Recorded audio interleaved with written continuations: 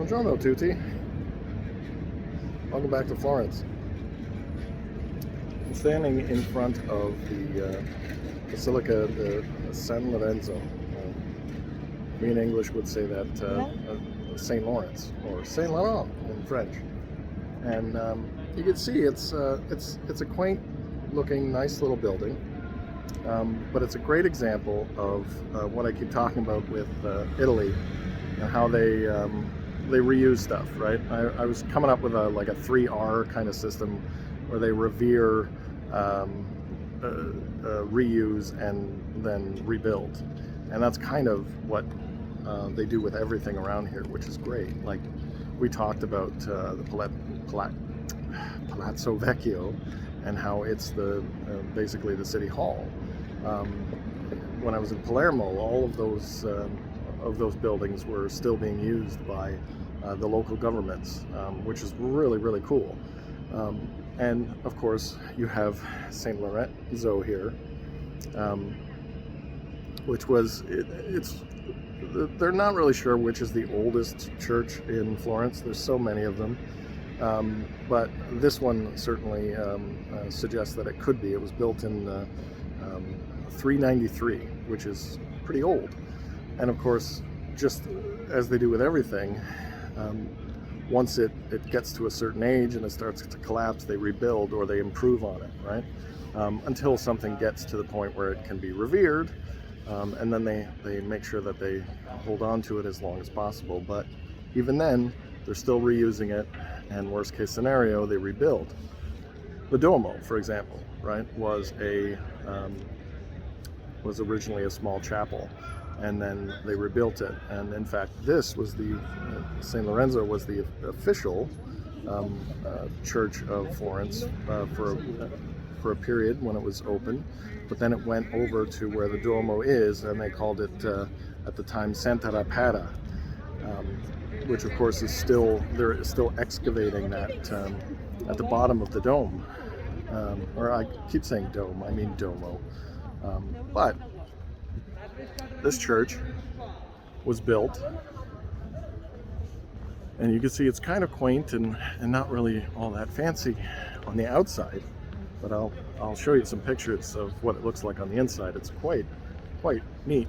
But in the 1400s, they wound up adding to it, and they wound up building on top of it, and of course in that Renaissance style with a lot of domes and building on top of the framework and everything. And you can see it's a big courtyard. I'm actually pretty surprised I'm able to film here, because usually there's tons of people like day and night around here just hanging out on the steps and everything. And it's a gorgeous little area, and it's really loud. I'm actually a little surprised that I haven't had to edit this video as often as I thought, because just getting interrupted. They're cleaning the streets as well, so they've been popping by in a while, and I've been sitting on the steps waiting for all the noise to come down. But anyway, so this particular church has a lot of stuff, a lot of fancy stuff inside, and of course, because it was a Renaissance or built in the Renaissance period, it's got some Renaissance artists. Donatello built a lot of the structures inside. Michelangelo built the library and a big fancy balcony thing. We have Bronzino and Lippi with original paintings on the side. It's gorgeous. It's fantastic. And of course, this was the official church of the Medici family. They had it built, but those domes were designed by Brunelleschi, and the same guy who built the Duomo, the cupola on the Duomo. When he did that one, though, it was a huge thing. He hadn't ever actually done that. It was all theoretical. But now practiced, he came over here and built that on top of that. So it's one of those things where they're just constantly competing over each other and doing it. And fun fact, Brunelleschi apparently didn't like any of the work that Donatello did. So It's just kind of super interesting stuff. But this is where it all culminates, right? All those Renaissance stories and all those Renaissance artists and everything right here. But of course, it was rebuilt from a small little chapel into this huge basilica, and it's now not even like, you know, one of the most famous of the churches in Florence. Like, they have so many. Right? I was writing them down, actually. I wrote them down so I wouldn't forget, but like just some of the fancy ones, right? Santa Maria del Carmine, Santa Croce, Santa Trinita, Santa Maria Novella.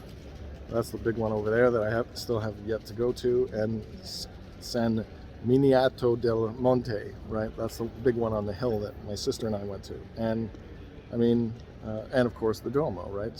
Santa Maria del Fiore. Fiore?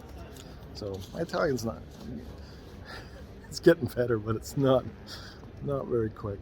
Anyway, so just a quick video about some churches and how the Italians like to reuse stuff and rebuild on top of that, and you know, and we can all revere them. So it's quite fun. Anyway, I hope everyone out there is doing very, very well. I'm doing great. Still quite a few days in Florence left. It's work days, so I'm going to try to get into as many of the museums as I can in the mornings. So I do a little bit of an afternoon shift with my remote work, and that because of the time difference, it works out, because my afternoon is their morning, so it's all good. So take care of yourselves. I'll have another video up tomorrow. And so a domani, arrivederci, and ciao.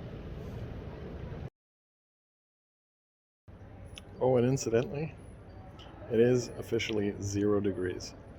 So, I mean, it could theoretically snow. It's not going to, but it could, in theory.